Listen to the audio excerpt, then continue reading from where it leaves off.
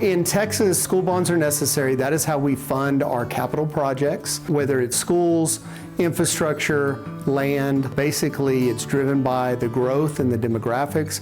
As we see growth in our schools, we go out for a bond, which is basically by vote, the community gives us permission to sell those bonds. Last year, we grew by 23.5%, and this year we're growing by another 14%. So our projections show us growing by at least 1,000 students every year for the foreseeable future. To prepare for that growth, we don't want to react after the fact. So the long-range planning group, the demographers we work with, our administrative team, we have lots of people putting their heads together to stay informed and stay on top of the growth and make sure we're leading the growth and not reacting to it. We had a long-range planning committee. Every corner of the district was represented. We had about 90 community members and administrators, business owners involved in the long-range planning process.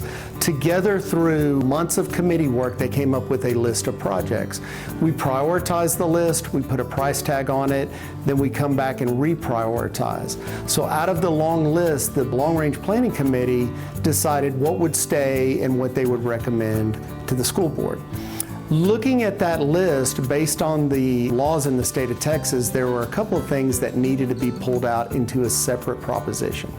So, Proposition A is very general. It has high school construction, future elementary constructions, support building constructions. It has safety and security. It has major maintenance, and it has some revenue for land. So all of our general expenses that have to do with instruction and supporting instruction are placed in the first Proposition A. Then we have on the list technology devices for students and staff. So there's $7.1 million on Prop B for devices, and by law, devices have to be separate. Then the last Prop C, has $5 million for additional restrooms and additional concession stands at Panther Stadium.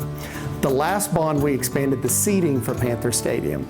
We've had sellout crowds, we have a great supportive community, but our pain point for growth is in our restrooms and our concession stand. $4 million for that. In addition, the life of the turf on the field lasts about 10 years.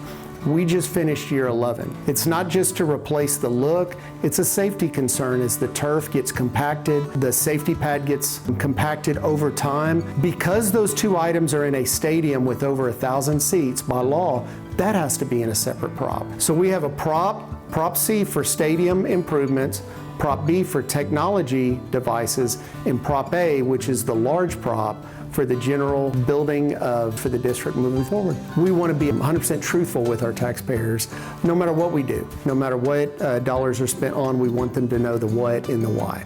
So the state of Texas shares some of those thoughts. So there's language whenever there's a school bond, there has to be language on that bond that says this is a tax increase. And it's not just on there, it has to be in all caps by law. The interesting thing is the Board of Trustees for Liberty Hill ISD has decreased the overall tax rate by 18 cents over the last 4 years.